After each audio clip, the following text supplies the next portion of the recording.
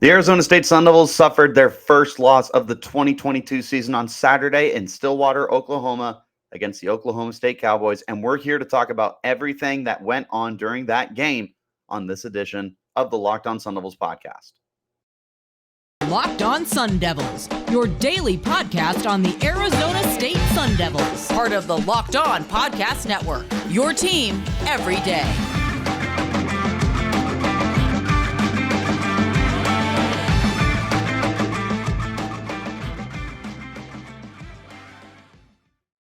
What is going on, everybody? My name is Richie Bradshaw, your guide for everything Arizona State Sun Devils, and this is the Locked On Sun Devils podcast. As always, thank you guys so much for making us your first listen of the day. Remember, this podcast is free and available on all platforms, including YouTube, if you want to check us out in a visual platform, of course. Wherever you do get those podcasts, though, hit like and subscribe, and make sure you turn on those notifications so you get an update every time we post new content. Today's episode of Locked On Sun Devils is brought to you by Underdog. Sign up on underdogfantasy.com with the promo code Locked On and get your first deposit doubled up to $100. That's what was I just saying? Underdog. That's underdogfantasy.com, promo code Locked On, double your initial deposit up to $100. Getting into today's unfortunate conversation, the Arizona State Sun Devils went on the road to take on the Oklahoma State Cowboys and unfortunately dropped their first game of the year. Now, this wasn't anything that we weren't prepared for. Oklahoma State was the number 11 team in the nation. You had to go on the road to play them. And this was a dynamic offense with a dynamic defense. This was definitely a game that ASU was, quote unquote, supposed to lose. And the unfortunate thing is Arizona State was completely capable of winning this game. We're going to look at the offense, the defense, and then just the overall output of what we ended up getting. But Arizona State was very much in this game for a long time. It was very frustrating to see the way that this game went about because it just, if we had executed a little better offensively, this is a completely different podcast. There's a chance we're talking about this as a win. We would have joined a Saturday that saw two teams in the top 10 get upset. Another team, Houston, number 25, got upset as well. It was upset galore on Saturday, and Arizona State had a chance to join that company, but unfortunately was not able to pull it off. And it mainly falls on the offense, which is where we're going to start our conversation off first.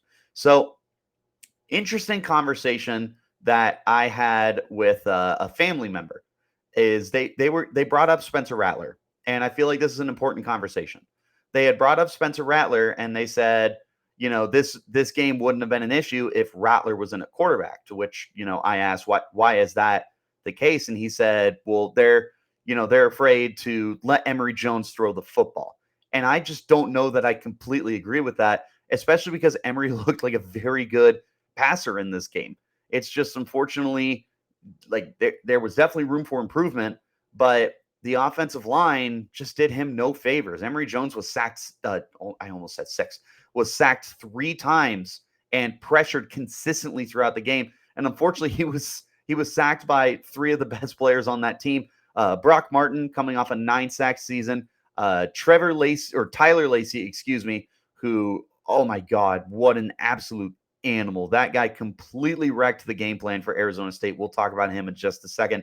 And Colin Oliver, who I highlighted going into this game as the one guy you needed to figure out how to stop. And bad news, you didn't figure it out, and he wrecked your game plan, unsurprisingly. But the pressure was consistently in the backfield. There was just nothing Arizona State could do to keep Emory Jones on his feet in the pocket, which resulted in him completing just over 50% of his passes. Now, on 12 completions, he went for 223 yards and a touchdown. And I mean, it wasn't as though it was one big chunk play. Yes, there was a 73-yard completion to Giovanni Sanders, but he was spreading the ball around very, very well. He had a 28-yard completion to Elijah Badger. He had an 18-yard completion to Charles Hall. He had a 15-yard completion to Messiah Swinson. It's just, unfortunately, the rest of the crew was not able to step up. Five guys caught a pass from Emory Jones on Saturday. Andre Johnson was not one of them. Brian Thompson was not one of them. The guy I love, Cam Johnson, was not one of them. It was Giovanni Sanders with 3, Elijah Badger with 6, and then Charles Hall, Messiah Swinson, and Jalen Conyers with 1 each. That is not going to cut it. You need guys to step up in this passing game. I had mentioned, if you get too far away from the run game, I don't know if this is a team that's built to pass the football to get back into games. And it kind of showed that Arizona State is not built that way. Now, it's not an Emory problem, in my opinion. Emory is a very good passer. I thought he looked pretty sharp, all things considered, during this game and did everything that he possibly could. But, the guy's got to step up around him. The protection needs to step up. Certain offensive linemen ended up liking a tweet of mine on Twitter where I basically said that, he's just not playing very well. And you know what? Like the tweet and put it on your wall, my friend. Like, if that's your motivation to get better, I am here for it. I don't want to be calling you out. I want to be praising you. So if for some reason you're listening to this podcast, you know who you are. I don't want to be slandering you. I want to be praising you. So prove me wrong. You like that tweet for a reason. Post it. I'm sure I'm not the only one who has said negative things. Use that as motivation. Be better. Be better. You're capable of it. Anyways, the one thing that they did have going for them was the ground game, which is something that I said was going to help power your offense. Not a surprise. It ended up doing just that. Xavier Valade continues to be a godsend. Another 100-yard rushing day for him, up over 118 yards and a touchdown, nearly 6 yards a carry for him. Danny Nagata touched the ball 7 times and turned it into 31 yards, so another solid output for him. And then, unfortunately, the yards kind of took a little bit of a hit with Emory Jones racking up negative 17 yards on 7 carries. Now, again, keep in mind that there were 3 sacks, which is going to be a huge amount of those yards that he lost, and his long of the day was 2. So he was probably going to be hovering right about, 2 to 0 rushing yards, but the negative 7 really hurts the impact there. There was also a team minus 1 yard. I believe that was a fumble, but the running game was very strong. Again, not a surprise. That's what you're going to be building this team off of, is the ability to run the football like it's nobody's business. You take away those negative runs, you got 149 yards on the ground.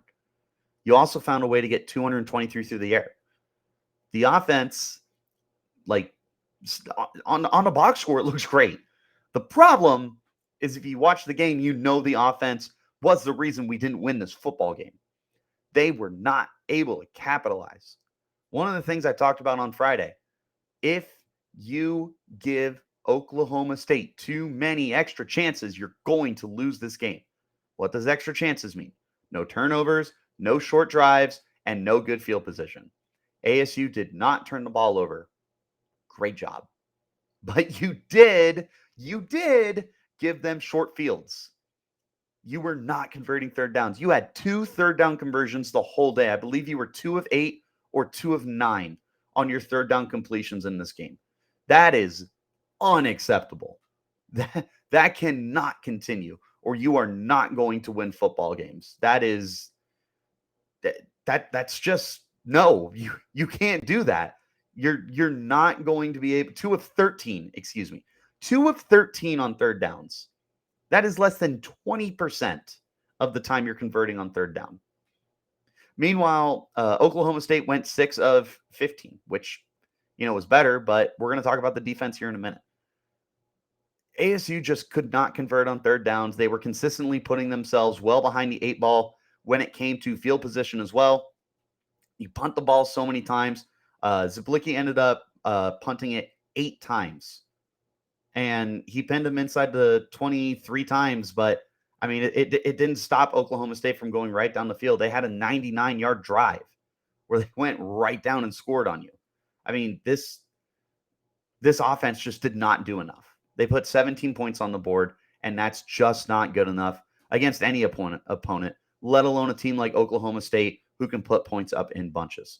But we're going to go ahead and talk about the defense for Arizona State in just a moment when we return. But first, a quick word from our friends over at Underdog.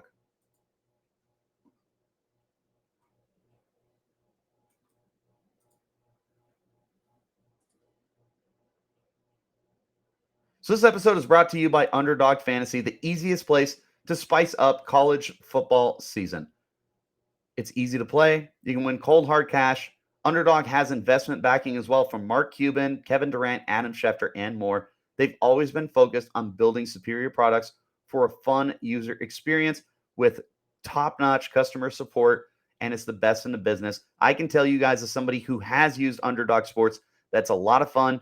And again, it's very, very easy to do. All that you need to do is look for your favorite team. In our case, that's the Sun Devils.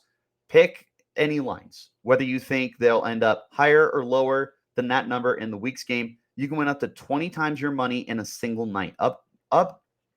Underdog keeps it super simple with their easy-to-use website and mobile apps. Pick between 2 and 5 players for your pick'em slip. Get all your picks right, and you'll take home some cold, hard cash. It's simple to get started. Just head to underdogfantasy.com or download the app. Sign up with the promo code LOCKEDON, and Underdog will double your first deposit up to $100. Again, deposit $100 and get a free $100 when you use the promo code LOCKEDON for Underdog Fantasy. As always, guys, thank you so much for making us your first listen of the day. The podcast is free and available on all platforms. Back into our conversation, this time looking at the defensive side of the football. Arizona State has itself a very good-looking defense, and they were able to put together a very nice outing in this game. Should be very, very satisfied with the way that they were able to play. And I know what you're thinking. Richie, they gave up 34 points. How can you be satisfied with that? It was 17-3 going into halftime. You gave up 14 points in the fourth quarter. How can you be satisfied with this? Very easy. They bit down, and they bit down good against a great quarterback in Spencer Sanders and a great offense. It just unfortunately could not be backed up by the offense, because if Arizona State's offense had showed up and they had been able to put up points the way that they should have, this is a win. Arizona State's defense did everything it could. The only reason they surrendered 34 points is they were on the field the whole gosh darn game. You had Oklahoma State ended up having possession of the football for just 29 minutes and 26 seconds, but don't let that fool you. They seriously just controlled the clock. That is such a deceptive stat to be looking at. Is they had drives where they just went right down the field because the defense was exhausted. Arizona State had actually quite a few 3-and-outs, which one of my predictions was that the defense wouldn't get any, and they had quite a few. I was very impressed. In fact, to start the game, I believe they had 2 in their first 3 drives, were able to force 3-and-outs. It was outstanding. The defense clearly came to play. And you look at some of the guys and their box score numbers, and it was outstanding. Kyle Soley had 16 tackles, and he had another interception. So he's got 2 picks on the year, and he picked off a very good Spencer Sanders, and he looked outstanding. You look across the rest of the board, you were able to get some tackles in the backfield, create some pressures. Omar Norman-Lott recorded 2 quarterback hurries on the game. He looked outstanding on the defensive line. Nessa Jade Silvera was a little banged up at one point in the game, but he also played very, very well. Overall, you were able to do what you needed to do. You got a turnover that Arizona State didn't do anything with, didn't get any points out of it. You were able to force a lot of 3-and-outs that Arizona State did nothing with. They did not capitalize. Those were the extra possessions I was talking about. I was not talking entirely turnovers. I was saying if you can force 3-and-outs and you can force Oklahoma State on short drives where they're turning the ball right back over, that's how you're going to win the game. Defense did its job. It's as simple as that. The defense did its job, and it's a gosh darn shame that the offense couldn't step up. Now, the one thing that is frustrating on the defensive side of the ball is, once again, they didn't get any sacks. I understand that sacks aren't everything, but you do need to start being able to finish those plays. Sacks are still an important statistic. Just because you don't need, a Terrell Suggs 24 sack season out of a guy does not mean you want your team high sack artist with 5. BJ Green was outstanding last year.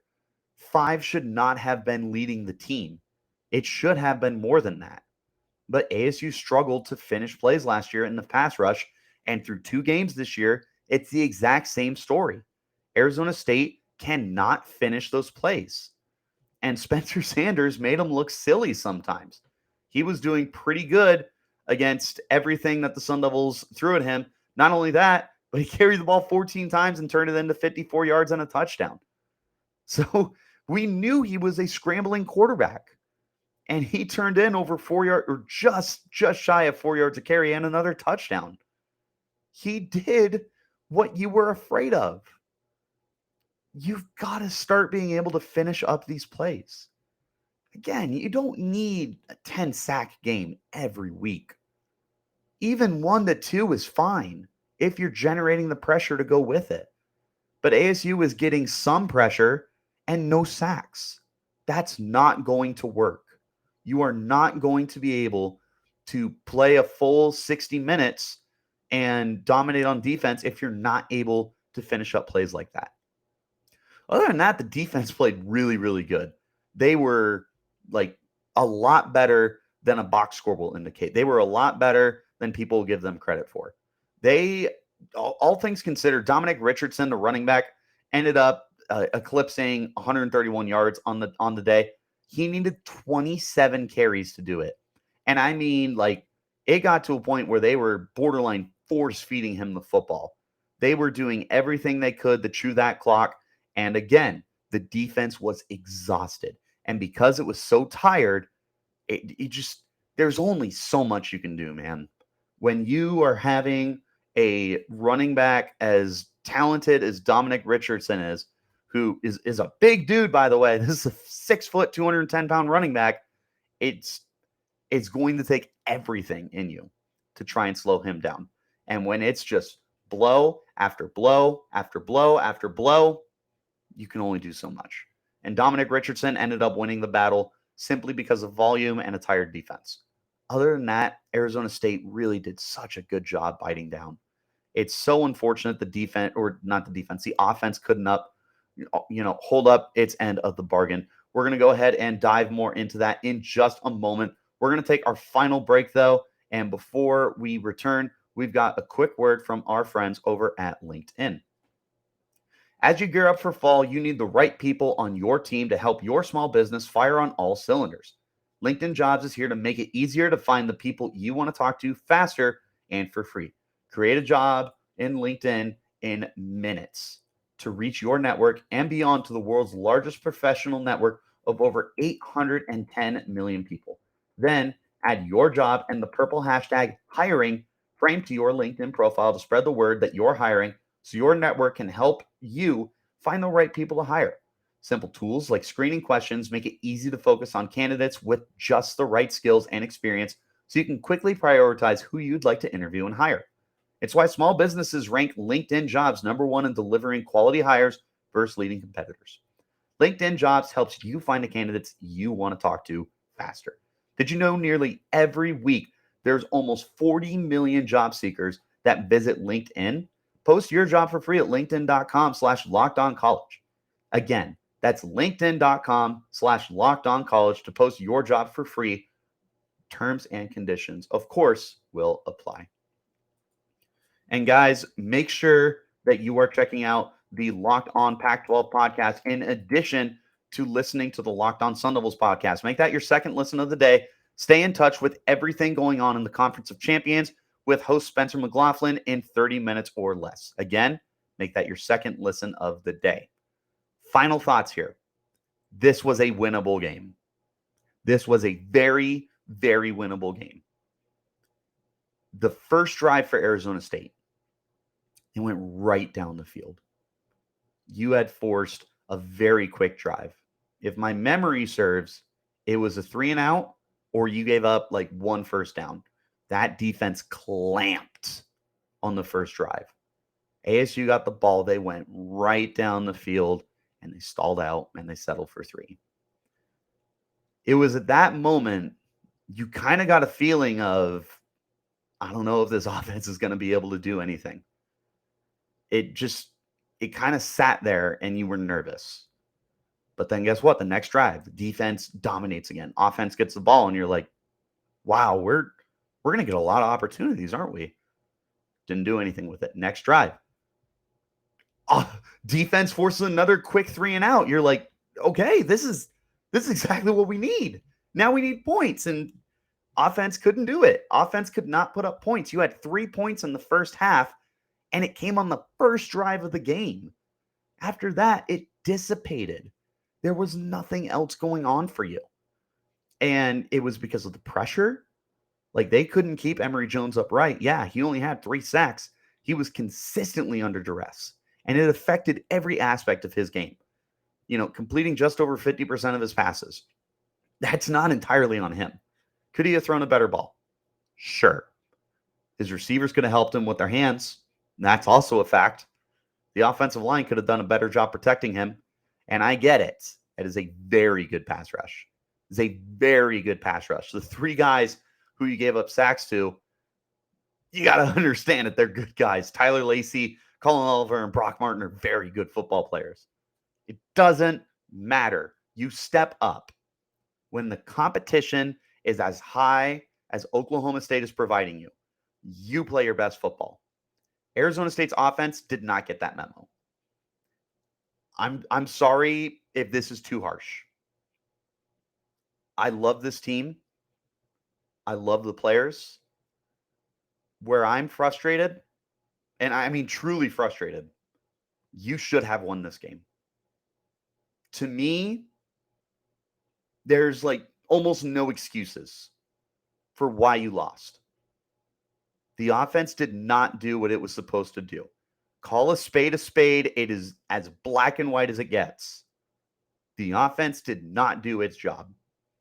The defense did everything it possibly could. The reason why they gave up 34 is because the offense just couldn't help them. Again, ASU technically won the time of possession battle. That is such a deceptive stat because Oklahoma State was consistently controlling everything that was going on in that game. They either had quick drives where Spencer Sanders was just throwing dots down the field, or they just had these long sustained drives with Dominic Richardson just pounding the ball. There was just, again, I'm a broken record, but there was only so much this defense could have done to win this game, and they did everything they could. This game is not on the defense at all. You had a lot of guys step up. I didn't even talk about the secondary. Ro Torrance was a stud. He had 1 pass interference call, I believe. Other than that, he played great. Tamarcus Davis looked really good too. You had Jordan Clark step up. He looked really good. Chris Edmonds had another really solid day.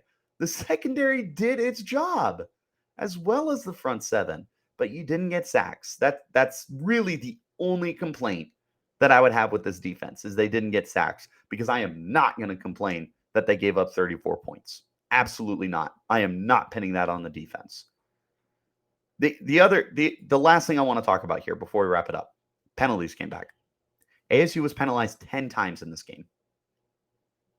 You went from 5 in week 1, frustrating ones, frustrating penalties in week 1 against NAU, but you only had 5. You doubled it. And what might end up being the biggest game of the year for you, you doubled the amount of penalties that you had in week 1. You had 10 penalties, game-changing penalties. A couple of them were pretty soft. I can remember one roughing the passer call where, I mean, Spencer Sanders didn't even really flop. Like, it wasn't a Sanders thing. It was, this guy had just kind of run into Sanders, and the refs apparently didn't like it. The whole day, there were some really questionable roughing the passer calls. If you watch college football and you watch that Alabama-Texas game and Dallas Turner getting the flag for Quinn Ewers deciding to jump in the air for a jump shot was just, neither here nor there. But it just, ASU had some dumb penalties. Yes, there was a couple fluff penalties that were frustrating because they shouldn't have happened. But there was also a lot of penalties where you're sitting there and you're like, you know better. These are basic fundamentals that you go through every single week in practice. How are you still having this many issues? And why has this always been a problem for Arizona State? This was an issue with Todd Graham. This was an issue with Dennis Erickson. This needs to be fixed. This has become like just a storyline every single year. It's a pattern. At what point is it going to be fixed? Herm's got to sit down and figure this out because these penalties are not helping anyone. And the defense is guilty of this. They absolutely are. That would probably be my other complaint. You didn't get sacks, and there were some dumb penalties, some very avoidable ones. I think that's just about it, man. You should have won this game. I did not go into this game saying you were going to win. I took Oklahoma State. I said 37-24. It's a 2-possession game. Unfortunately, that was not the case. It was a 3-possession game. 34-17. I almost nailed the Oklahoma State points. I gave them one more field goal. But I gave ASU too much benefit of the doubt, and I gave them one too many touchdowns. This was a winnable game, guys. And that is the most frustrating part of this. You could have gone to Stillwater. You could have beaten the number 11 team in the nation. You could have made serious noise and serious waves for your program. A win like this was going to silence doubters. It was going to put Arizona State on the map. It was going to get you top 25 votes. This was such an important game. And in football terms, you fumbled it away. And it's frustrating. But on to the next one. Eastern Michigan's coming up this week. Should be able to absolutely dominate them. Get back in the win column. And then get ready because Pac-12 play is coming up. And your first game is Utah coming to Tempe. So you got to get this figured out right now. But that's all I got, guys. That's all I got for this edition of the Locked On Sun Devils podcast. Thank you guys for bearing with me. I know very frustrating, very emotional episode. I got a lot of thoughts on it. We're going to talk about it again tomorrow. Just going into kind of like what we did last week, celebrations, improvements, and goals for this upcoming week. It'll allow me to get a little more time to think about this in even more detail and just really break down this loss for you guys because I got a lot of feelings about it. I got a lot of frustration that's kind of pent up with everything going on. But we're going to get through it. The game's over. We're moving forward. It's week 3 now. We're focused on Eastern Michigan. We're focused on winning this game, getting back to a winning record. That's the goal. But, again, you guys are the best. Remember, the podcast is free and available on all platforms, including YouTube, if you want to check it out in a visual platform. Stay in touch with everything that's going on with the podcast. Make sure you're following me on Twitter. You can find me at Richie Bradshaw36. You can find the podcast as well at LO_Sun Devils. Make sure you hit like and subscribe and turn on notifications wherever you get your podcasts and tune in for our content every day, Monday through Friday. So until next time, you keep it locked right here on Locked On Sun Devils.